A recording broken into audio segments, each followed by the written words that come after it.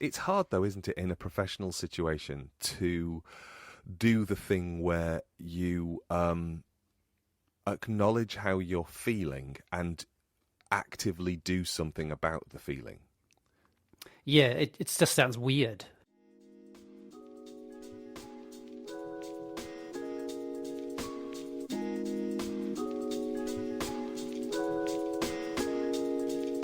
This is a podcast in which two friends talk about the pleasures, absurdities, and imperfections of being human. I'm Simon Ellis.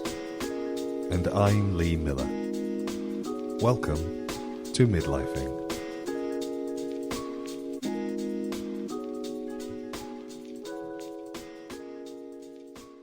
You talking about feeling as if you were taken for granted.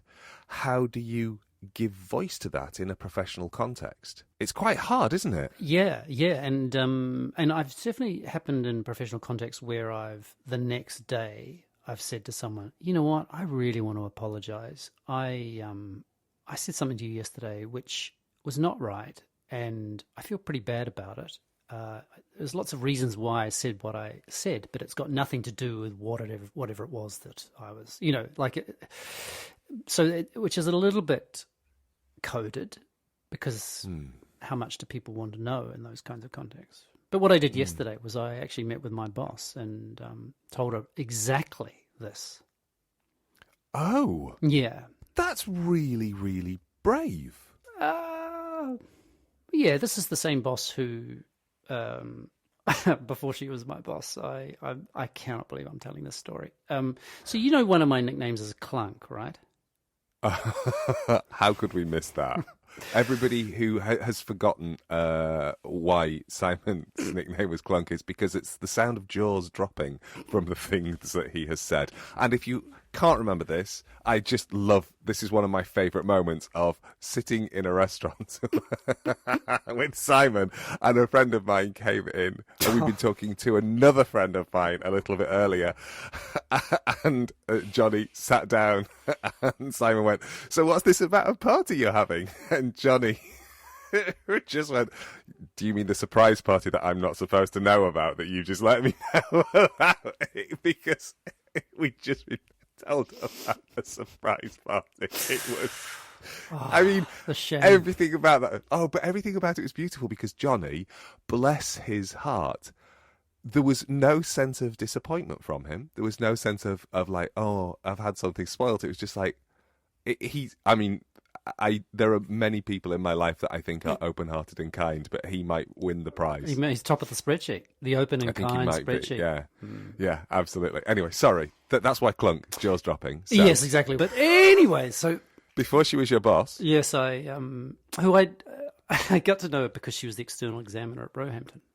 You know, I knew of her, and she was having an event, which was an event for the launch of a major funded project that she was the PI, the principal investigator, the main dude on, the main person, just so I don't use the word dude. And we hugged, and I said, "You're." I'm so ashamed. Your breath smells of fish. Oh my God, Simon, you didn't! I wish I could say I didn't, but I'm actually getting sweaty just even thinking about it now. What did this person say to you? She was appalled and has never let me forget. And good! Nor should she. In fact, the other day, I actually bought her a present when I was in Italy, and the card is a fish. But also in a fantastic piece of synchrony, given what we've just been talking about, we are actually having a surprise birthday for her on Wednesday, the day this goes out. So if people are listening and they know her, don't let her know. Don't ruin the surprise. Don't do say me. that her breath smells of fish. Oh, that would Apparently. be fine. Yeah. You can come back from that. So yeah, Clunk. But there is anyway. So I can't remember how we got onto Clunk. Well, because talking to my boss. Said you. Because I'd said that you were brave to sit down with your boss about that, and I'm curious how that felt, because you talk about this sense of kind of the roiling anxiety slash frustration slash bordering on anger that you felt during the week, and actually to do something active about it is a big step. But also, I think talking about our feelings at work, I feel this, is quite hard. That made me feel this, as opposed to, you did this or they did that, or yes, the posturing that is, part and parcel of being at work doesn't allow for that kind of kinds of sensitivities, does it? No, it's quite. I mean, I think it's a rare place where you can speak openly about how something made you feel and not have blowback. And so I just said, a lot of this. I said if I were me talking to me right now, I'd say maybe you could just get over yourself a little bit. Like there's a real part of that, which is, and of course by the time I talked to her, I'd softened quite a bit. Like because it's one thing that's really clear to me is no one was doing anything to me. And that's quite different from when I was that feeling of when you're a teenager or when you're even early 20s, where there's that feeling that this is personal. This has happened to me for particular reasons. There's none of that going on. I think it can be complicated to work out what is being done to you and what is a feeling of being done to you. Yeah, and that's in very difficult terrain for me, which is how do you pass the difference? How do you recognize the difference? Or if there's ever, some wicked little continuum where it suddenly passes and passing, spelling the other way of that word, where it suddenly transitions into it being you being on the receiving end of something. Because it had softened, the feeling was, and she said something really just fantastic, which is it's just not your style to do that. Because I did say, look, I could just say, I would like to do that. Could I do that, please? Like that's not that difficult. I'm not a newbie. So and then I said, and she said, but it's just not your style. And there's that slightly taciturn Kiwi thing, which there's one of the great All Black captains, probably the greatest of all time, who didn't retire so long ago. His name was Richie McCaw. Like it was clear that he just led by action. Very few words. He just, I'm going about do the job. And that really appeals to me, until it doesn't. Yeah. It's interesting, the idea of being taciturn and leading by example and getting the job done. And I think, so there are two paths that open up in my head. One, I think, will make you roll your eyes and huff. And one, which I think will be an easier path to traverse. It's much like Jeffrey and I this morning. Nice. I can feel Jeffrey pulling me towards the easier path. I think I'm going to let him have his sniff by saying to myself, I'll return to that.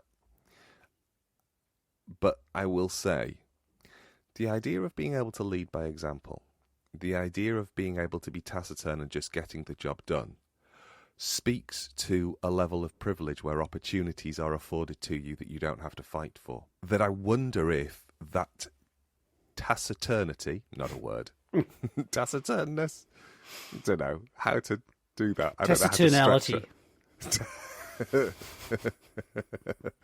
Okay, taciturna. And no, none of it's working for me. But I wonder if that holding our tongue and leading by example, rolling up our sleeves, just getting on with it, continues to reinforce behaviours in the workplace that make it harder for people who are already finding it harder to actually say, I'd like to do that, please, because I have the skill set and I don't think I'm being offered the opportunity. Oh, I don't quite follow the logic. I don't quite follow the logic in relation to other people. I suppose the moment that people who have the privilege to just roll up their sleeves, to be given opportunities and just go, well, I'll just make myself indispensable and everybody will just kind of climb on board. I suppose what I'm saying is there's a level of, and I think I can see this across my career, there's a level of me having taken one for the team, done stuff that I've not necessarily been valued for or rewarded for, But I also know that there have been lots and lots and lots of opportunities given to me as a result of being a hard worker, having a particular skill set, and I'm now, in the role that I'm in. Anyway, I understand why, following the logic of what I just said, the wheels might have come off it slightly. I think it's because the thoughts are not fully cooked in my brain. So can I ask a question then? What does it, because I'm not going to take responsibility, just for now, I'm not going to take responsibility for all the other situations that other people are experiencing in their lives and the reasons for those circumstances. And right, just for now. Yeah. Good. Right. What is what you're saying is that I should get off my ass and say, look at me, look at me? No. What I'm saying is, wow, that's interesting, isn't it? I think what I'm saying is that there is a culture of how you just described it, that I should get off my ass and say, look at me, which is not the same as saying, actually, I'd quite like to do that, please. Oh, okay. So, sorry, you're right. So, okay, so let's scrub the first one, but I'd quite like to do that. Yeah. But I think the way that you just described your reading of what I've said is really telling. Yeah, it is. Not of you, because I am not laying this at your door, Simon, because I am absolutely aware of this myself. Not feeling that. Yeah, I'm thinking that when we don't acknowledge our feelings in a situation like this, we make it more difficult for people who have a much more difficult experience of being seen and being valued, because we contribute to a culture of, it just gets given to the person that it's given to without there being a kind of a discussion. Does that I think that's sort of what I'm trying to get to. The flip side of that, of course, is that, well, here we are, two successful white middle-aged men going, I'd like to do that, and then we get to do it. It's like, okay, so we've taken that off somebody else. So yeah, I appreciate there's a complexity there, but I think I'm trying to get to that idea of that if we, and I mean as a culture, not you and I, were better able to own what it is that we would like to be engaged in, it might make it easier for everybody to work together in a way that isn't making that sort of sense of anxiety happen in lots of people's chests all the time, I guess. Because I've certainly experienced what you're talking about. Yeah. So that's quite interesting for me, because I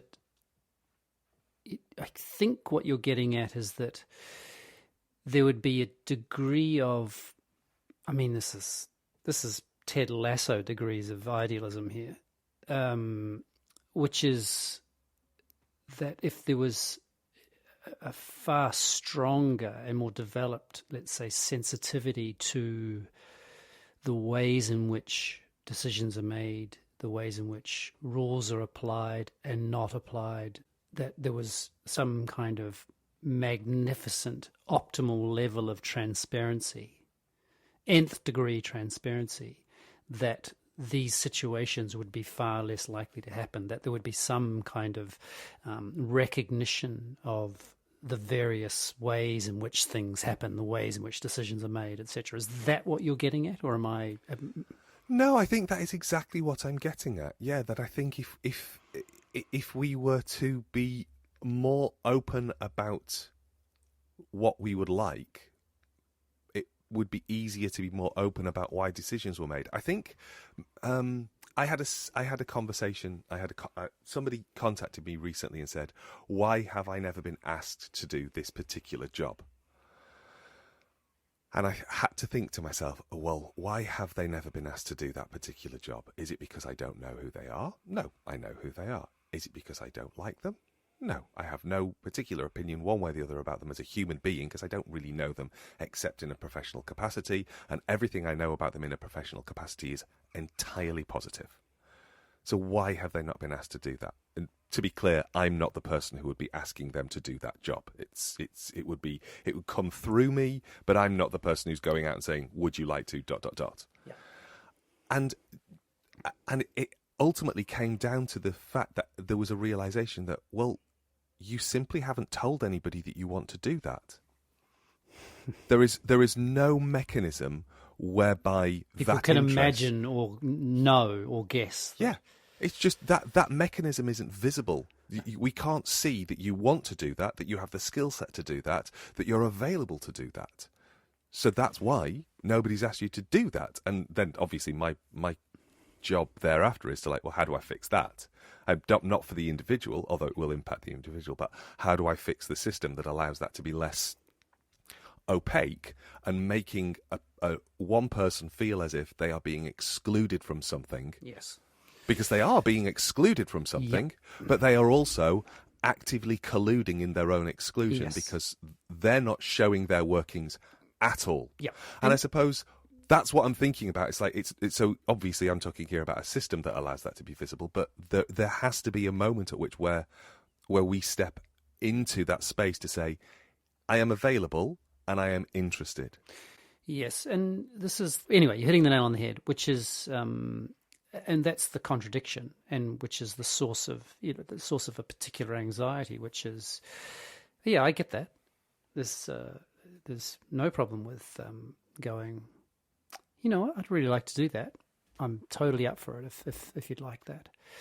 But and then the other side, which is, why wasn't I thought of already? You know, and there's something absurd about that. I get that, but it's a little bit like the feeling for me that it conjures up is of being a 15-year-old and wanting to go out with a girl, and the risk of going, hey, would you like to go out with me?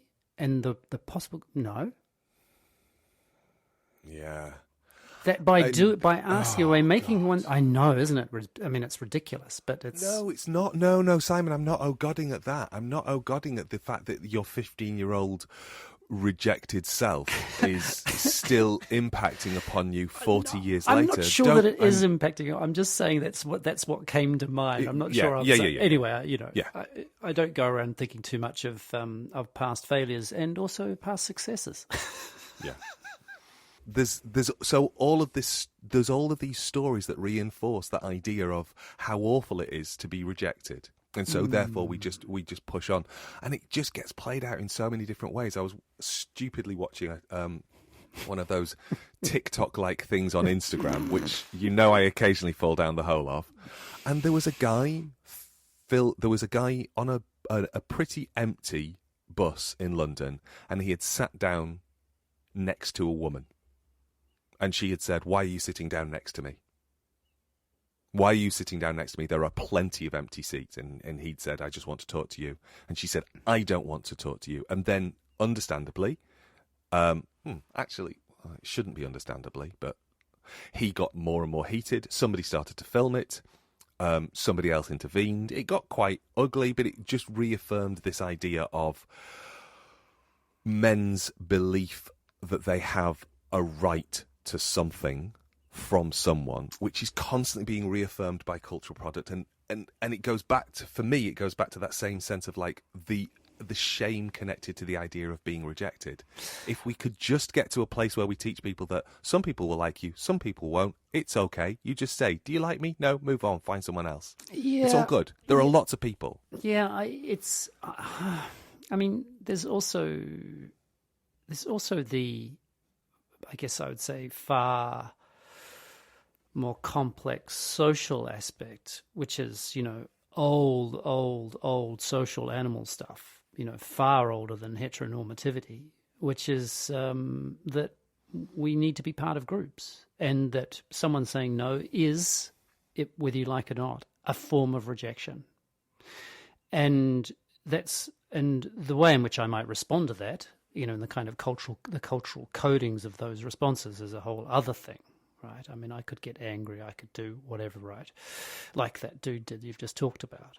But I think there is something, I'm not sure there's something that we can just get over when we're talking of millions of years of development of a particular kind of social understanding of inness and outness. I think it's more complex than that. Oh, it's absolutely more complex than that. It is absolutely more complex than that. And I know that. I think it's probably because you said that it was like there was Ted Lasso levels of idealism. Idealism, yes. And but it's also, if we don't aim towards it, if we don't aim towards those levels of idealism, we just accept the status quo. And I think that's the bit that makes me a bit scritchy. No, and I should say, I think I think that response to go, it's okay in the sense that, sometimes when we ask things of someone else, they say, no, I can't do that. That isn't necessarily saying, I don't want you on the team. I don't want, however you want to describe or articulate that kind of micro rejection. So I'm totally with you on that there are so many different strategies that I could have been shown and have developed and learned from a very young age about what the significance of that. And I agree that in the case of asking a girl out as a 14-year-old or a 13-year-old, that my response here is to respect this person's decision. Oh yeah, okay. That would trump any of those kinds of feelings of rejection. But that's a hard sell on a 13-year-old boy in 1980. Nothing. No. It's not the 13-year-old boy in 1980 whatever. It's the fact that we continue we continue to have these conversations that are. We don't continue to have these conversations. It just feels like the same patterns and the same scripts are still being given out through the stuff that we look at, the stuff that we watch, and there's such a pushback against anything that might offer an alternative narrative. And again, I said there was a fork in the road, and I've gone down the difficult one, and difficult possibly because it's so unformed in my head, and it's messy because I've made all sorts of weird elisions in order to get to where I was. But I think it is, for me, we are just not trained to be able to say, I would like to do something, and have somebody else say, oh, that's really good to know. I don't want you to do this, and this is why. I mean, none of that. There is what you've just described there, the possibility even of saying no and the reason for this, without the reason being made up shit. Yeah. And then being able to hear criticism, that is well, not even necessarily criticism, but hearing something, a rationale for someone saying no to a request. I mean, that stuff that's high level psychologizing there. Yeah, but also, yeah, I know it is. And also totally aim for it, up for it. Yeah. There are loads of times when we want to do something, and let's keep it in a work scenario. We want to do something, and it's like, well, I'm not going to put you up for this thing, because here are the 5 things that you've done in the last years that's raised your profile in a particular way, that's given you these opportunities. This person hasn't had those same opportunities, and they have a skill set that's similar to yours, maybe not as developed as yours, but ultimately they need the opportunity to develop. You've got plenty to do. You're already working at a really high level. You're already overstretched. This person has a little bit of slack. That's where we're going to go right now. But they're not the right person for the job, in your opinion, and I completely understand that and respect that. However, I think that they are. And those are the conversations it's rare as hen's teeth to be witness to. Yeah, totally with you. But it doesn't. It all does. There is that. All of this is about. It would be a very simple thing for me to go, hey, I'd really like to do that. Yeah. I mean, that's all I would have to say. Yeah, and you would then. The thing that follows on from that is what happens when somebody says to you, "Oh, thanks, we don't want you to." Exactly. That's the bit where you've got to work with it, isn't it? Exactly. That's where my imagination kicks in, and effectively I go back to being a taciturn grafter.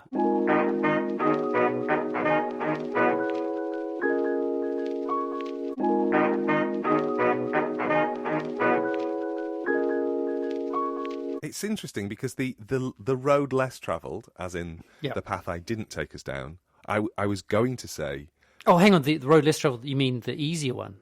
The easier one. So that was the road less travelled, we just went...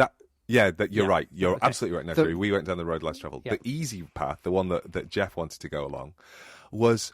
Where does this sit with forgiveness for you? Oh, because can we save that for next week? Because I would really like to talk about it. Because this is straight on the back of episode 11. I don't know. I can't remember of Ted Lasso. And I think that's obviously why it's it's And I did tickling want to my talk head. about that. Yeah, I did really want to talk about that. Because I, as a kind of a preview of coming attractions, I did find myself just going, I love this story. I think that everybody is doing exactly the right thing, forgiving everybody. I am incapable of doing what these people are doing. So you could not see yourself in that show. The show did not reflect your reality at all. Oh, I wanted everybody to do everything that they did. I didn't find myself scratching my head and going, why? I found myself going, ha, I am broken. As a human being, I am completely untethered and unmoored now because I cannot do what I know is the right thing. Because as you know, everybody is dead to me. I set fire to things and I walk away. And I just go, oh, which actually isn't the same as not being forgiving, because actually, oh, it is. That's a spoiler for next week. Let's stop recording.